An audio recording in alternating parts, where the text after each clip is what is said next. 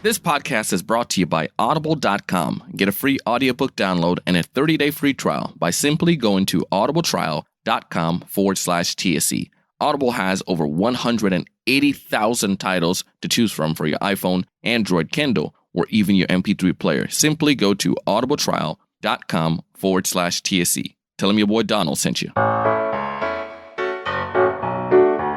You know some people, right? Some people who still ain't gonna buy your product, but still giving you the runaround, trying to make you waste your time or trying to dictate when they're gonna buy and how they're gonna buy. We had a question posed to us in our Sales Evangelist's Facebook group asking, how do you handle a situation like that? Well, I'm gonna give you some thoughts and some ideas. Hope it can help you. You're gonna love this episode.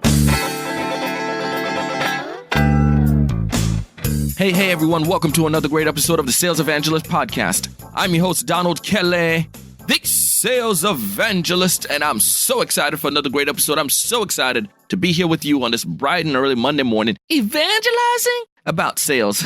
And as you know, your brother just loved to be out here chatting with you to share some thoughts, share some insights, and to connect with you more personally and to get you a little bit more ready for the week and to get you on your A game as you go into some of these appointments and as you go about trying to close some deals this week. But before we dive into all the fun stuff today, and I get into this question and share some thoughts and some insight on that, I have to give some shout outs, right? That's what I do. I want to give a huge shout out this week to Steven Snyder. Thank you so much for connecting. I know you're doing some great things over there at Aflac, and I'm grateful you're listening to the podcast, and it's an honor to connect with you on LinkedIn. Keep being awesome, man.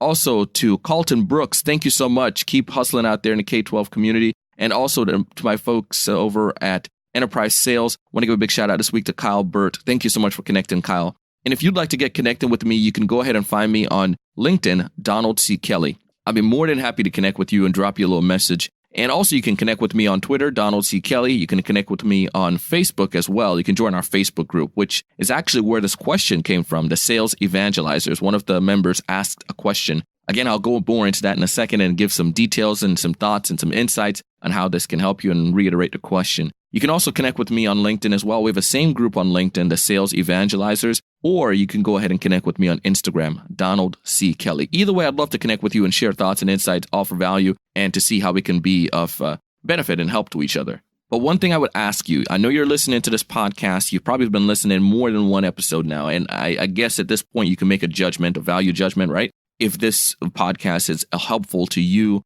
or to someone else you know. And the two things I would ask, I guess, is one, feel free to share it with others. We want to grow the community. We want to let others know about this podcast, the guests that we're bringing on, and the value they can offer. So feel free to share it. Tell everyone you know about the Sales Evangelist, that we're over here evangelizing about sales, which preaching the good word about sales.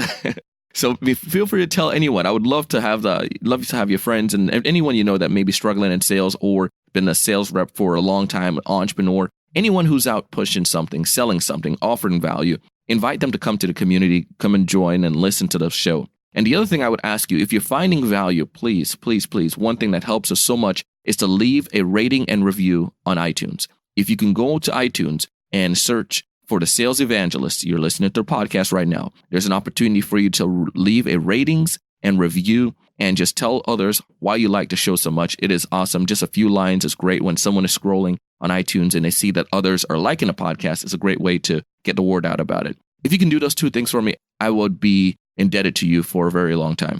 Please. Thank you so much. But let's get back to the question. And if you'd like to share some thoughts and insights on this question, you can go to join the Facebook group or go on Facebook if you're already a member of the group and help answer this question. But the question says, how would you handle a prospective client saying essentially that timing isn't right for your product or your service, and that if they decide to take advantage of the opportunity you have to offer at a later time, they'll reach out to you? So I think, the last part there, what it's essentially saying is that the prospect is saying you have to offer your pricing at the same exact pricing at that time. The first thing that comes to mind is qualification. Is this prospect truly qualified? And what I mean by that is, does this prospect truly have a challenge that I can help them overcome? Is this something that our business can help them with, the particular product that we offer or the particular services that we offer? The second most important thing that I want to find out after I recognize they have the challenge is, do they have the money? Do you have the money to be able to purchase or to be able to go forward in some way, shape, or form? And then the third thing is, am I speaking to the right person that can help to pull the trigger on this project? oftentimes I find myself running into challenges like this when I'm speaking with the individual that does not have the power to tell me yes, but they may can say no. They may can say, no, we're not interested, and hang up the phone, but they do not have the power anywhere in the shape or form to say yes. The final thing that I want to find out is what is the timing that they have allotted? I mean, the timing is something they want to do in 6 months. Timing is something they want to do in a year. Where am I going to put this prospect on my radar? I have personally sold to governments, and some of the government that I sold with, the timeline was going to be like a year and a half deal before anything closed. They have to go through budgeting process, or maybe they have some money and they want to get something done within the next 2 to 3 months. Well, or maybe 2 to 3, weeks, whatever. You can find those opportunities as well, but you just really need to understand. And this is just going to help you to be able to know how to best position value to them and help them in their particular situation. I've done it where I've spent so much time investing in something that wasn't necessarily a right fit for our organization, or running around and trying to qualify prospects that are not fit, trying to fit a square peg into a circle hole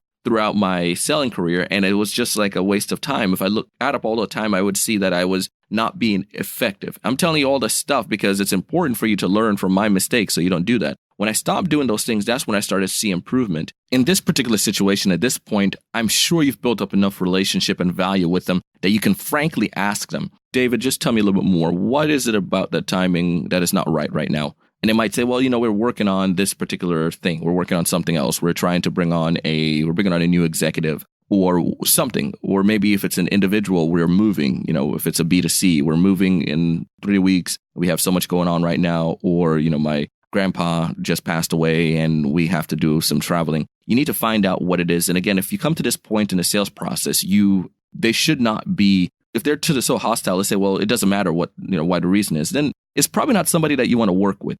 If I've been open with you and offered enough information, you should be willing to just give me some insights. Give me, toss me a bone here and let me know why is it not right. And again, if you've built enough relationship, people are more than willing to tell you why it's not right.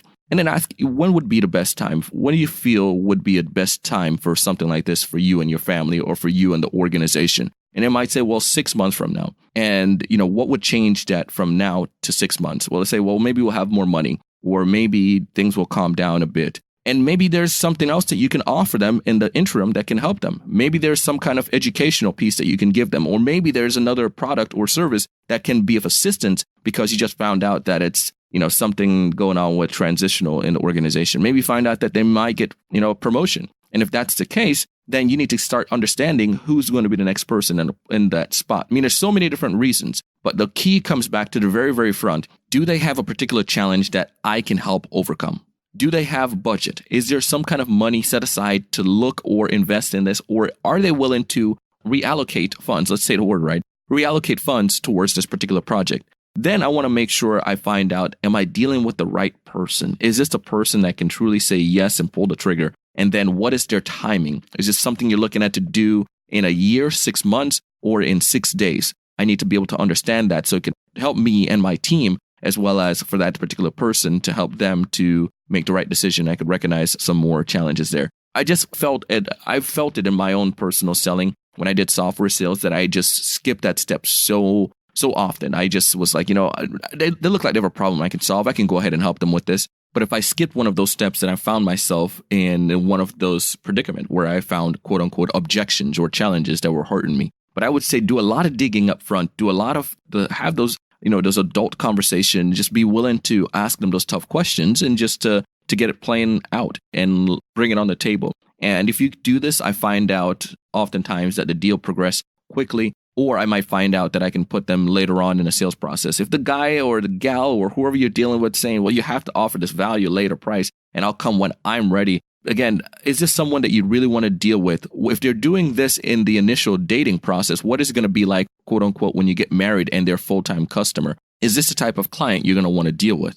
And I would have an adult conversation again and just share with them, David, unfortunately, I cannot ensure that we're going to have the same exact pricing 6 months from now. Maybe your industry changed. Maybe you have outside market challenges that you can't dictate. It's just how the market may be. But you can ensure them, say, however, I recognize that it's something that you want to do in 6 months. At that point, I will go ahead and send over a calendar invitation and I will connect with you. If that's something at that point, if we both feel that we're fit at that point, we can move forward. However, if it's not a fit, I totally understand. at that particular time. Does that make sense?